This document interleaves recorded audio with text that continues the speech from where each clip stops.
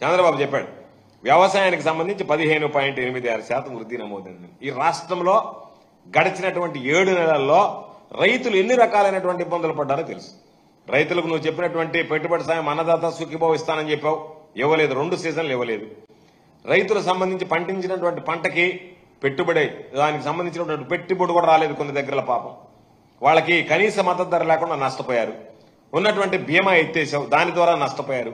ఇటు బీమా రాక, పండించినటువంటి పంటకి గిట్టుబాటు ధర లేక, ఒక పక్క నువ్వు చెప్పినటువంటి ఆర్థిక సహాయం అన్నదాత సుఖీభావ 20,000 ఇస్తానని చెప్పి నువ్వు ఎగ్గొడితే గణనీయంగా వృద్ధి సాధించారంటే నువ్వు రైతుల దగ్గరికి వెళ్ళి ఆ మాట చెప్తే రైతులు నిన్ను కడిగి వదిలిపెడతారు తప్ప మామూలుగా వదిలిపెట్టరు.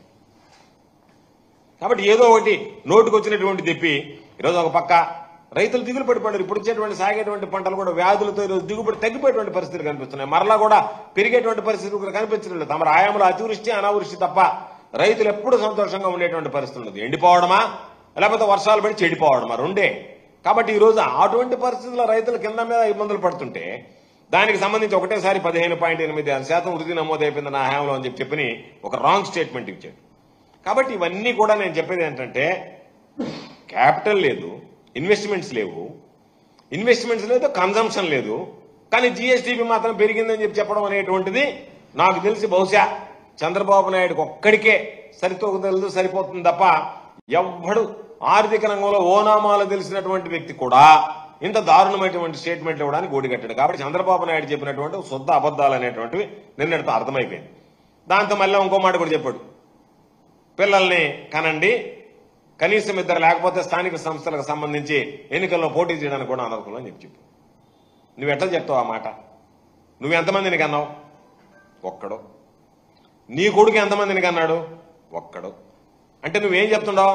ఎదుటోళ్ళ మాత్రం బిడ్డలు కనాలా, నేను మాత్రం నా కుటుంబం మాత్రం ఒక్కడితో సరిపెట్టుకోవాలా, కాబట్టి ఎదుటి వాళ్ళకి చెప్పేదానికి నేను మాట్లాడతాను తప్ప నేను వాటిని ఆచరించను అని చెప్పేటువంటి మనిషి, ఆ వ్యక్తిత్వం కలిగినటువంటి వాడు. దీంట్లోనే అర్థమైపోతుంది నీ ద్వంద్వ పరిణామాలు. అంటే నేను చెప్పేటువంటివన్నీ ఇప్పుడు ఇంకా మీ కొడుకు చిన్నవాడు, వయసు ఉంది చూడు. ఒకవేళ ఏదన్నా మామూలుగా లోకేష్ ఏమన్నా ముందుకు వచ్చి మా నాయన్ని చెప్పినటువంటిది తీసుకొని నేనేదో మామూలుగా 4 పిల్లలకి తండ్రిని అవుతాను, నేనే ముందు దానికి ఆదర్శంగా దిగుతాననేటువంటి ఆలోచన చేస్తాడేమో చూడు. కాబట్టి ఆచరించి దానిని ఆచరణ సాధ్యమవుతుందా లేదా అని చెప్పాలి తప్ప బలవంతంగా నిర్ణయాలు ప్రజల మీద రుద్ది నీకు ఏదైతే రేపు రాజకీయ భవిష్యత్తుకు అడ్డు రావో వాటన్నింటినీ ఇంప్లిమెంట్ చేస్తావు. కానీ వాటిని మాత్రం ఏదన్నా నువ్వు చెప్పేటువంటివి మాత్రం నువ్వు పాటించవు. ఇది ఒక ఉదాహరణ కింద చెప్తున్నాను నేను, ఎందుకంటే నువ్వు చెప్పేటువంటివన్నీ కూడా నువ్వు ఆచరించడానికి మనం. కాబట్టి చంద్రబాబు నాయుడు గారు నేను కోరుకునేది ఈ జీఎస్టీపీ విషయంలో ఈ అంకెల్ గారిలో నీ డోలతనం బయటపడింది.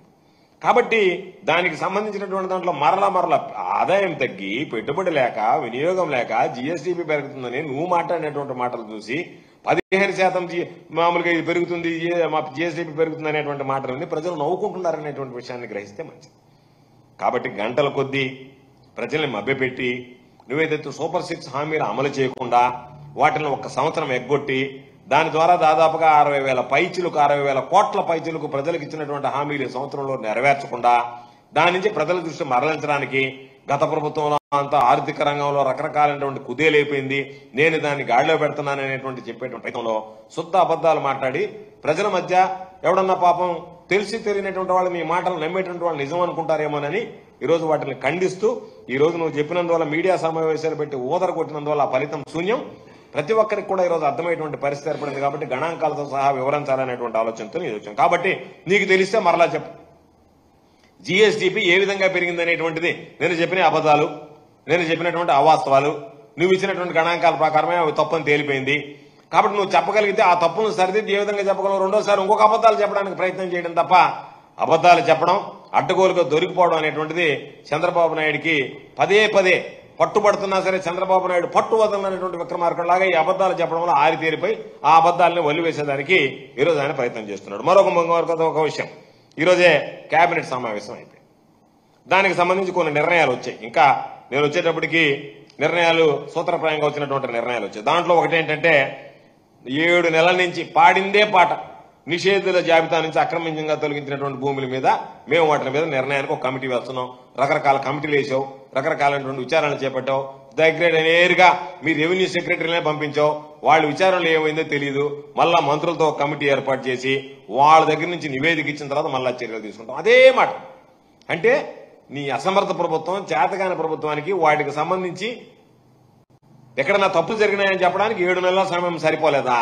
అంటే 7 నెలల సమయంలో నువ్వు వెతికినా ఏమి తప్పులు కనిపించలేదు కాబట్టి, తప్పులు కనిపించినటువంటి నువ్వు నోటుకుండా తప్పులు జరిగాయని చెప్పి నువ్వు మాట్లాడావు కాబట్టి, లేని తప్పులు సృష్టించేటువంటి ప్రయత్నంలో ఉండవు కాబట్టి ఆ కమిటీ ఈ కమిటీ అని చెప్పి కాలయాపన చేస్తూ సమయం తీసుకుని ఏదో ఒక నిందమోపడానికి చేసేటువంటి ప్రయత్నం స్పష్టంగా అర్థమైపోతుంది. మరలా ఈరోజు నువ్వు జరిగినటువంటి కేబినెట్ భేటీలో జరిగినటువంటి దాంట్లో మరలా చెప్పాడు. ఈరోజు అదే పాట పలు కార్యక్రమాలకు మళ్ళా వచ్చే ఆర్థిక సంవత్సరం నుంచి శ్రీకారం చుడతాం. ఏమి అంటే తల్లికి వందనం, అన్నదాత సుఖీభవ, మత్స్యకార భరోసా, వీటికి సంబంధించి అమలుకి సిద్ధం కావాలని 7 నెలల తర్వాత ఇచ్చేటువంటి దానికి ఈరోజు సిద్ధంగా అమ్మంటున్నాడు. జూన్లో ఇస్తానని చెప్తున్నాడు.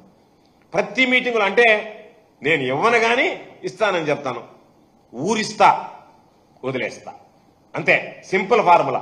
నేను ఇవ్వను కానీ ఇవ్వనని చెప్పను. ఎన్నికలకు ముందు ఏం చెప్పావు? వెంటనే ఇస్తానని చెప్పావు. ఒక్క ఆర్థిక సంవత్సరంలో 60,000 కోట్ల పైచులకు నువ్వు ఇచ్చినటువంటి హామీలను నిలబెట్టుకోకుండా ఈరోజు తప్పించుకున్నావు. 60,000 కోట్ల పైచులకు హామీలు నువ్వు తప్పించుకోలేదు. జగన్మోహన్ రెడ్డి గారు వచ్చినప్పుడు దాదాపుగా మొదటి సంవత్సరం నుంచి అమలు చేశాడు. నువ్వు తెలుసుకోవాల్సింది, నీకు జగన్మోహన్ రెడ్డి గారి పరిపాలనకి నక్కకి నాగలోకానికి ఉన్నంత తేడా ఉంది. కనీసం జగన్మోహన్ రెడ్డి గారి పేరు, పరిపాలన ఉచ్చరించేటువంటి అర్హత కూడా మీకు లేదు. రండి మాట్లాడండి. మీరు చెప్పినటువంటి అమలు చేశారా? జగన్మోహన్ రెడ్డి గారు అమలు చేశాడా? కాబట్టి చెప్పినవి అమలు చేయకుండా ప్రజలను మోసం చేసినటువంటి నువ్వు ఈరోజు రకరకాలుగా మాట్లాడేటువంటివి సమర్థనీయం కాదు. అదేవిధంగా మరలా ఏం చెప్పాడు? పేదలకు సంబంధించినటువంటి ఇళ్ల స్థలాలు. ఇది సిగ్గుమాలినటువంటి చర్య. పట్టణంలో 2 సెంట్లు ఇస్తాను, గ్రామాల్లో 3 సెంట్లు ఇస్తాను. నువ్వు చేసేటువంటి దరిద్ర పని, వెధవ పని ఏంటి? జగన్మోహన్ రెడ్డి గారు కొనుగోలు చేసినటువంటి భూముల్లో లేఅవుట్లు వేస్తే ఆ లేఅవుట్లన్నీ కూడా మరలా రీలేఅవుట్లు చేసి కేవలం తెలుగుదేశం పార్టీకి సంబంధించినటువంటి వ్యక్తులకే, మీకు సంబంధించినటువంటి శాసనసభ్యులు క్షేత్రస్థాయిలో 2 సెంట్లు ఇవ్వడానికి సిద్ధపడ్డారు.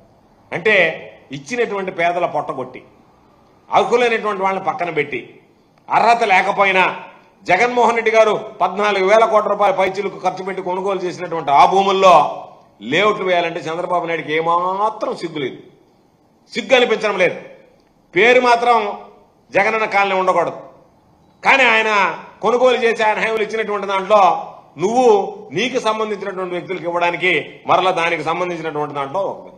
కాబట్టి చంద్రబాబు నాయుడు చేసేవన్నీ ఎక్కడ కూడా ఏమాత్రం విశ్వసనీయత లేదు. చంద్రబాబు నాయుడికి విలువలు లేవు.